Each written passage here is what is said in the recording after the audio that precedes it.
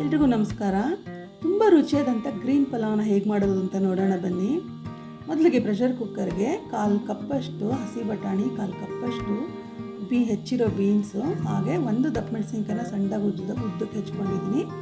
ಹಾಗೆ 2 ಕ್ಯಾರೆಟ್ನ ಸಣ್ಣದಾಗಿ ಉದ್ದಕ್ಕೆ ಹೆಚ್ಕೊಂಡಿದ್ದೀನಿ. ಇದು ಗ್ರೀನ್ ಪಲಾವ್ ಆದ್ದರಿಂದ ಆದಷ್ಟು ಗ್ರೀನ್ ತರಕಾರಿ ಇರಬೇಕು. ಕಲರ್ಗೆ ಮಾತ್ರ ಕ್ಯಾರೆಟು. ಸ್ವಲ್ಪ 4-5 ಸ್ಪೂನಷ್ಟು ನೀರನ್ನ ಚಿಮ್ಕಿಸ್ಕೊಂಡ್ರೆ ಸಾಕು. ಇವಾಗ ಲಿಡ್ನ ಮುಚ್ಚಿ 1 ವಿಷಿಲ್ ಕುಗ್ಸ್ಕೊಳ್ಳೋಣ.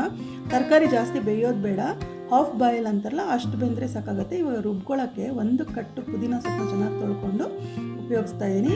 ಪುದೀನ ಇದು ಕಲರ್ ಗ್ರೀನ್ಗೆ ಬರೋದಕ್ಕೋಸ್ಕರಕ್ಕೆ ಪುದೀನ ಜಾಸ್ತಿ ಬೇಕಾಗುತ್ತೆ. ಹಾಗೆ ಅರ್ಧ ಕಟ್ಟಷ್ಟು ಕೊತ್ತಂಬರಿ ಸೊಪ್ಪನ್ನ ಚೆನ್ನಾಗಿ ತೊಳೆದು ಉಪಯೋಗಿಸ್ತಾ ಇದ್ದೀನಿ. ಇದೂ ಕಲರ್ ಗ್ರೀನ್ ಕಲರ್ ಕೊಡುತ್ತೆ. ಹಾಗಾಗಿ 1 ಇಂಚು ಶುಂಠಿ ತೊಗೊಳ್ತಾ ಇದ್ದೀನಿ.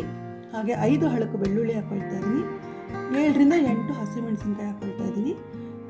1 ತುಂಡು ಚಕ್ಕೆ, ಹಾಗೆ 2 ಏಲಕ್ಕಿ, 1 ಟೀ ಸ್ಪೂನಷ್ಟು ಜೀರಿಗೆ, ಅರ್ಧ ಟೀ ಸ್ಪೂನಷ್ಟು ಮೆಣಸು ಹಾಕ್ಕೊಳ್ತಾ ಇದ್ದೀನಿ.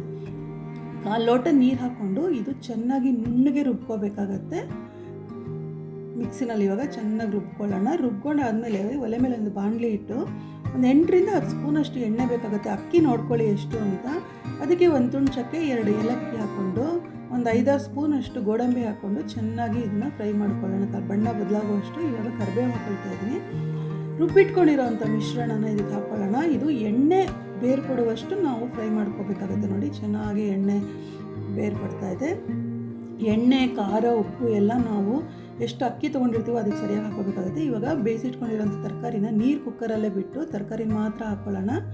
ನೋಡಿ ಅರ್ಧ ಬೆಂದಿರೋ ತರಕಾರಿ ಇದು. ತರಕಾರಿ ಜಾಸ್ತಿ ಬೇಯಬಾರ್ದು. ಎಷ್ಟು ಕಲರ್ಫುಲ್ಲಾಗಿ ಕಾಣ್ತಾ ಇದೆ. ಇವಾಗ ಸ್ವಲ್ಪ ಉಪ್ಪು ಇವಾಗ ಹಾಕ್ಕೊಳ್ಳೋಣ. ಮಿಕ್ಕಿದ ಉಪ್ಪು ಅನ್ನ ಹಾಕಿದ್ಮೇಲೆ ಹಾಕ್ಕೊಳ್ಳೋಣ.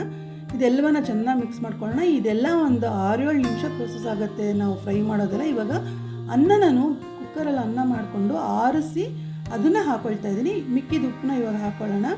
ಅನ್ನವನ್ನು ಚೆನ್ನಾಗಿ ಮಿಕ್ಸ್ ಮಾಡ್ಕೊಳ್ಳೋಣ. ಸ್ವಲ್ಪ ಉದುರಾಗಿರಬೇಕು ಅನ್ನ, ಆವಾಗ ತುಂಬ ಚೆನ್ನಾಗಾಗತ್ತೆ ಇದು ಪಲಾವು. ನೋಡಿ ಎಲ್ಲನ ಚೆನ್ನಾಗಿ ಮಿಕ್ಸ್ ಮಾಡ್ಕೊಂಡಿದ್ದೀನಿ. ನೋಡೋಕ್ಕೆ ತುಂಬಾ ಚೆನ್ನಾಗಿ ಕಾಣ್ತಾ ಇದೆ.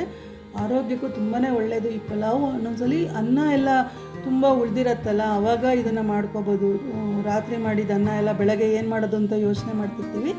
ಅಂತಹ ಸಂದರ್ಭದಲ್ಲಿ ಈ ಪಲಾವನ್ನ ಮಾಡಿಕೊಂಡ್ರೆ ತುಂಬಾ ರುಚಿಯಾಗಿರುತ್ತೆ. ಟೇಸ್ಟ್ ಮಾಡಿ ಹೇಗಿದೆ ಅಂತ ತಿಳಿಸೋದನ್ನು ಮರಿಬೇಡಿ. ಧನ್ಯವಾದಗಳು.